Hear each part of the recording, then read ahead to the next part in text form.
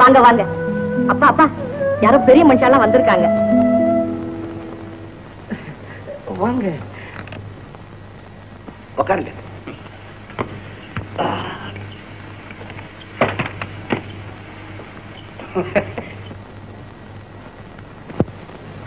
உட்காருமா குழந்தை. பரவாயில்ல, நான் நிக்கிறேன். இந்தாங்க, இதுல ஒண்ணு எடுத்துக்கங்க. என்ன பலகாரம்லாம் நாங்க சாப்பிடுறது இல்ல. இது அசல் பசு நெய்ல செய்தது இருக்கலாம். ஆனா கண்ட இடத்துல நாங்க சாப்பிடுறது இல்ல. அப்ப நீங்களாவது ஒண்ணு எடுத்துக்கங்க. ஐயோ, அவருக்கு ஒண்ணு கொடுக்காதீங்க. அவருக்கு ஒரே அஜீரணம்.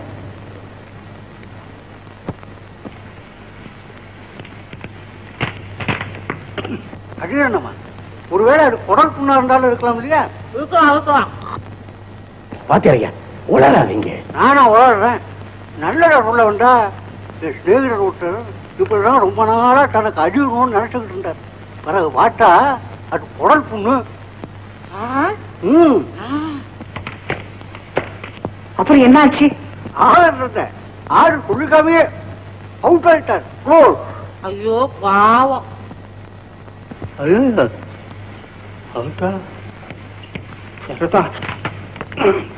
என்ன இருந்தாலும் முதல்ல டாக்டரை பாத்துறணும். பதறாதீங்க, உங்களுக்கு சாதாரண அஜீரணம் தான். டாக்டரே சொல்லியிருக்காரு. டாக்டருக்கு என்ன, அவர் ஏதாவது சொல்லிட்டு பணத்தை வாங்கிட்டு போய்கிட்டே இருப்பாரு. கொஞ்சம் பொறுங்க, இவருக்கு என்ன ஆகுதுன்னு பார்ப்போம். ஆமா ஆமா, இந்த வாத்தியார் ஏதாவது சொல்லிக்கிட்டே இருப்பாரு. அது அவருடைய குணம். இப்ப நான் என்ன தவறா சொல்லிட்டேன்? குடல் புண்ணா இருந்தா ஜாகிரதையா இருக்கணுமே. வாத்தியாரையா கொஞ்சம் சும்மா இருக்க மாட்டீங்க? சரி, நீங்க எப்படியாவது போங்க, எனக்கு என்ன, நான் வரேன்.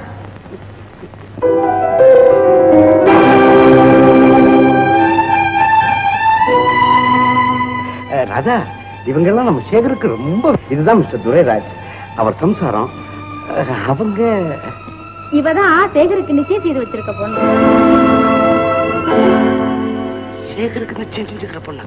ஆமா, எதிர் ஜாமனே 10 லட்சம் ரூபாய் கொடுத்திருக்காங்களே. ராதா, என்ன இருந்தாலும் அவங்க உங்க அந்தஸ்துக்கு தகுந்தபடி பொண்ணு எடுக்க வேண்டாமா? அப்ப எதுக்கா அந்த வீட்டுக்கு வந்திருக்கீங்க? ஓ அதுவா, நான் சொல்றேன். மிஸ்டர் வேதாச்சலம், நீங்களும் சேகரும் அந்யோன்யமான ஸ்நேகிதம்ங்கிறது நான் கேள்விப்பட்டேன். இருக்கட்டும், அந்த ஸ்நேகிதம் அப்படியே இருக்கட்டும். ஆனா நான் இந்த பயலை ஜமீனுக்கு கூட்டிட்டு போறதுக்காக ஒத்த கால் நிக்கிறேன். இந்த பயன் அசைஞ்சு கொடுக்க மாட்டேங்கிறான். ஆனா மறுபடியும் ஜமீனுக்கு வர்றதுக்கு உங்களுடைய பூர்ண ஒத்துழைப்பு எனக்கு தேவை. உங்க உயிர் போனாலும் நான் மறக்க மாட்டேன். ஞாபகம் வச்சுக்கணும். ஆமா, பாவம் சரடா, அவனுக்காக காத்துக்கிட்டு வாடி போயிருக்கான். சேகர் மனசு எப்படியோ, அவன் அபிப்பிராயம் எப்படியோ. மனசாவது அபிப்பிராயமாவது அவனுக்கே ரொம்ப சஞ்சல புத்தி. போது நிறுத்துங்க. அவரை பத்தி பேச உங்களுக்கு என்ன அதிகாரம்?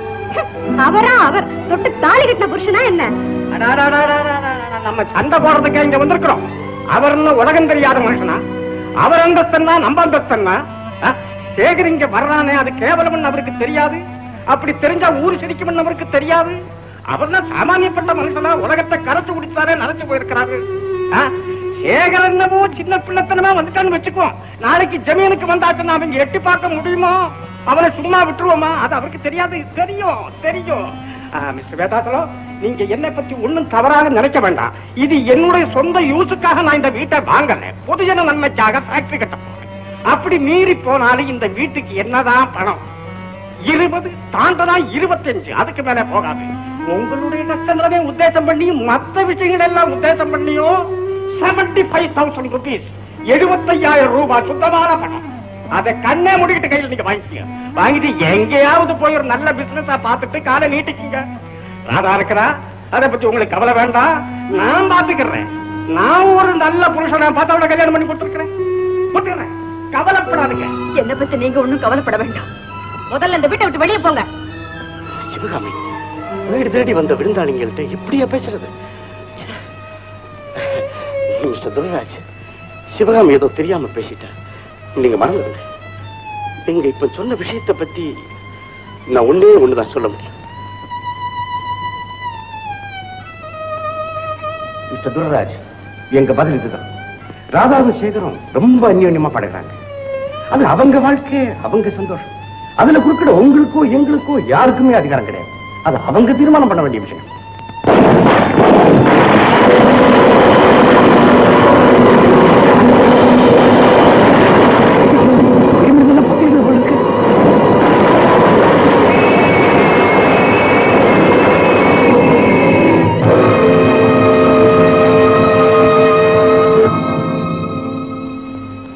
உங்களுக்கு இந்த அனுபவம் ஏற்பட்டதுக்கு நாங்க தான் காரணம். தயவு செஞ்சு மன்னிக்கணும். என்னையா பொல்லாத மண்ணாங்கட்டி மன்னிப்பு? யோ, என்னை அவமானப்படுத்தணும் நீ எத்தனை காலம் நினைச்சுக்கிட்டு இருந்தேன்? முதல்ல உன் வீட்டுக்குள்ள காலை வச்சத தப்பையா, இப்ப பொல்லாத மன்னிப்பு கேட்கிறேன். மன்னிப்பு ஏயா, உங்ககிட்ட நான் எப்ப வர சொன்னீங்க, எப்ப வந்திருக்கிறேன்? கோடீஸ்வர பிரபு துர்ராஜுக்கு இந்த கதியா? உங்களை நான் இந்த இடத்துலயே வரணும். தூக்குறேன் பார்க்க சொல்றியா? உங்க செல்வாக்கு என்ன, உங்க மரியாதை என்ன, உங்க ஆமா, ஜாமீனுக்காக ஆளை கூட்டு வர சொன்ன வந்தியா? உங்க ஃப்ரெண்டு அந்தரங்க நண்பர் சேஷாஜில இருக்காரோ இல்லையோ, அவரை பார்த்தேன். என்ன சொன்ன? எப்போ பிளாக் மார்க்கெட்ல சிமெண்ட் வித்தப்போ போலீஸார் பிடிச்சிட்டாளா? யாரு, என்னையா? நோ, அவரே. அப்போ உங்களண்ட ஏதோ உதவி கேட்டாரா, நீங்க கைய கழுவி விட்டேலாம் சொன்ன. அதுக்கு இப்ப என்ன பழி வாங்குறானா? ஆமா, உள்ள சொன்ன. அவரையும் பார்த்தேன். என்ன சொன்ன? போலீஸ் ஸ்டேஷனுக்குள்ள நுழைஞ்சு வெளியில வர்ற போது 4 பேர் பார்த்தா கேவலமா பேசுவாளேன்னு. இவர் பெரிய ஜாதி, போலீஸ் ஸ்டேஷனுக்கு வர மாட்டாருல்ல. ஆமா, பரோபகாரம். அடே வேதாஜலம் சாரா, நீங்களும் இங்கதான் இருக்கா? 2 பேரும் ஒன்னா கேள்விப்பட்டிருக்கேன். அந்த ஹவுஸ் விஷயத்தை கையோட முடிச்சா சமய சந்தர்ப்பம் தெரியாத மனுஷன். கொடுக்கல் வாங்கலுக்கெல்லாம் சமய சந்தர்ப்பம் பார்த்துட்டு இருந்தா காரியம் நடக்குமா? போலீஸ்ல ஆக்கப்புல இருக்கும்போது கையெழுத்து போட்டா ஏதாவது இடைஞ்சல் வந்துருவேன்னு பாக்குறா? அதெல்லாம் சட்டப்படி பேசா செல்லும். நீங்க ஒண்ணும் கவலைப்படாது. என்ன வேதாயம் சார், என்ன சொல்றேன்? சொல்றேன். சொல்லாத மனுஷன் ஐயா நீங்க. எது எப்படி இருந்தாலும் உங்க பிசினஸ் நடந்துடணும் இல்லையா? ஆமா, பிசினஸுக்கெல்லாம் டயத்தை பார்த்துட்டு இருந்தா நடக்குமோ? அதாவது அப்பப்ப சட்டுப்பட்டு முடிச்சிட வேண்டாம். எப்படி நாங்க உனக்கு சொல்றியா? ஐயா, முதல்ல இந்த இடத்த விட்டு புறப்படு. வீடு பத்திக்கிட்டு தெரியுது, சுருட்டுக்கு நெருப்பு வைக்கிறாள். வீடு வாங்குற நேரத்துல எரியறதுன்னு சொல்லி என்னத்துக்கு அவதூறம் பிடிச்ச மாதிரி பேசுறேன்? கோமா இருக்கா உங்களுக்கு? நான் வரட்டுமா? இல்ல, சாப்பிட்டுப்போம். பழக்கம் இருக்கலாம், எங்களுக்கு கிடையாது. உங்களை யாரு எங்க வீட்டுக்கு வர சொன்னாங்க? நாங்க கூப்பிட்டோமா? வஞ்சனை பண்ணி சேகர உங்க வலையில போட்டுக்க பாத்தீங்களே, அதை தடுக்கத்தான் வந்தோம். இல்லாட்டி உங்க வீட்டுக்கு யாரு வர காத்துக்கிட்டு இருக்காங்க? நீங்க ரொம்ப பெரிய இடம், உங்களை அவசியம் நாங்க தெரிஞ்சுக்கணும். இது பாருங்கம்மா, உங்களை போல நாங்க பெரியவங்கன்னு சொல்லிக்கல, நீங்க எங்களை தெரிஞ்சுக்கணும்னு ஆசையும் படல. உங்க சேகர தெரிஞ்சுக்கிட்டதுக்காக நாங்க வருத்தப்படுறோம். பேச்ச பாரு பேச்ச, அவனை மயக்க பார்த்ததுல ஒண்ணும் குறைச்சல் இல்ல. இப்படி பத்திரி மாதிரி பேசினா நாங்க சும்மா இருப்போம் நினைச்சியா? சேச்சே, இந்த மாதிரி வெட்டங்கட்ட குடும்பத்தை நான் எங்கேயுமே பார்த்ததில்ல. வேண்டாத்த, இவங்களை பத்தி பேசினாலே நமக்கு அவமானம் தான்.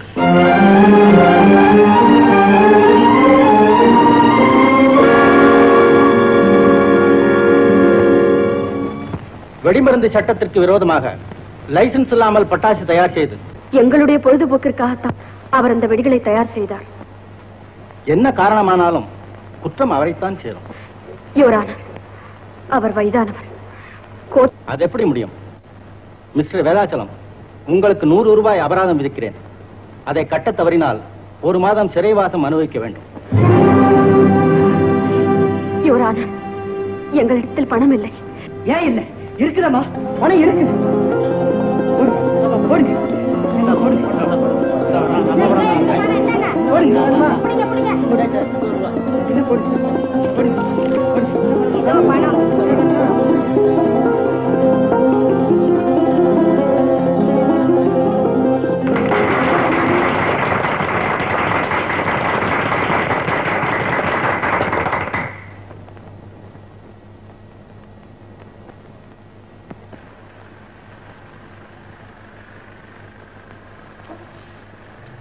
இந்த வீட்டுல சட்டம் இல்லாம இருக்க? ஆமா, எல்லாரும் எங்க போயிருக்காங்க? எல்லாரும் மேலே உண்டு. ராதாமா, நீ வீடு விட்டே போகணும்னு പറയணும். தாத்தாவும் மத்தவரும் ராதாமா கூட സംസാരിച്ചു கொண்டிരിക്കുന്നു. அப்படியா? ஆமா, ராதா ஏன் வீட்டை விட்டு போறேங்குது? ഈ വീട്ടിലിരിക്കാൻ രാധാമ്മ ഇഷ്ടപ്പെടുന്നില്ല. അവര് പോയാൽ ഞാനും പോകണം.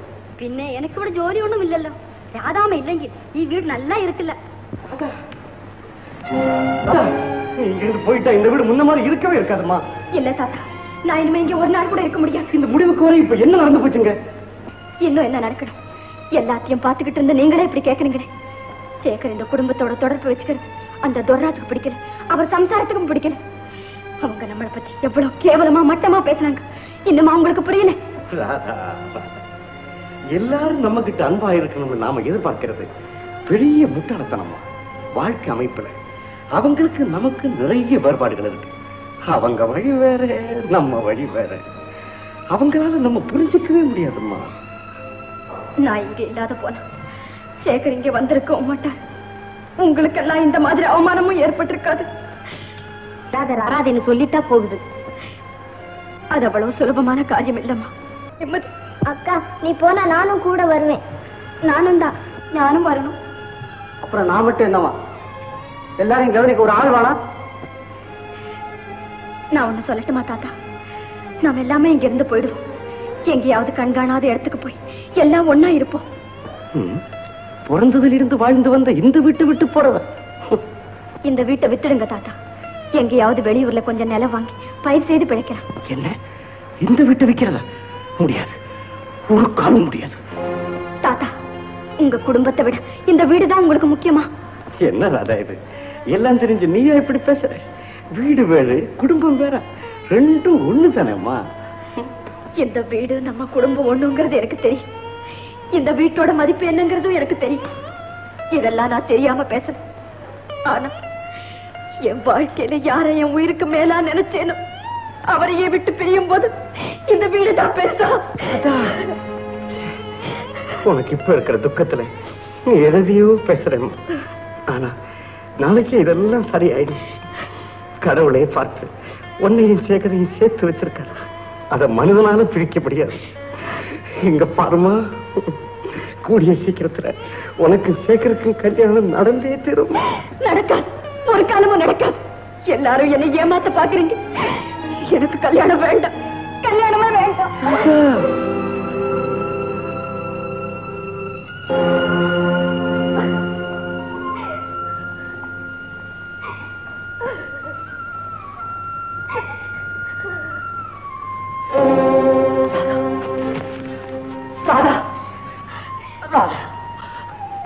ஏன் ராதா அப்படி இருக்கிற?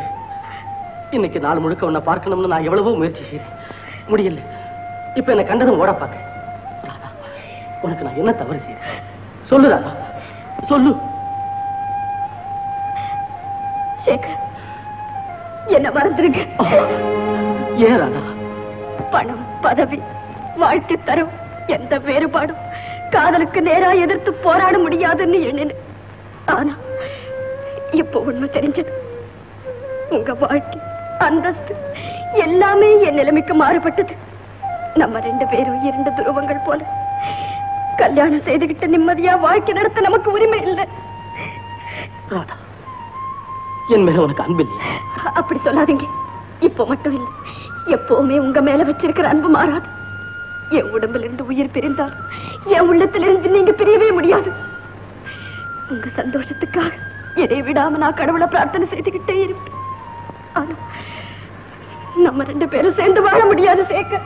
ராதா, தெரியும் இருக்கு. ஆனா சேர்ந்து வாழ முடியாதுன்னு சொன்னா அதுல அர்த்தம் இருக்கு. இத பாரு ராதா, நாம ரெண்டு பேரும் ஒண்ணு. எந்த சக்தியும் நம்ம பிரிக்கவே முடியாது.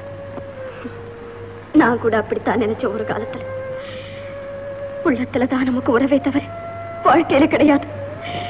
நமக்குள்ள வித்தியாசம் ரொம்ப இருக்கு. இப்ப நான் ஜமீன்தார் இல்ல ராதா. நீங்க வாயால சொல்லலாம், ஆனா உங்க பழக்கம், வாழ்க்கை அமைப்பு இதெல்லாம் மாறாது. உங்களை சேர்ந்தவங்க உங்களை திருப்பி அழைச்சுக்கிட்டு போக முயற்சி செய்வாங்க.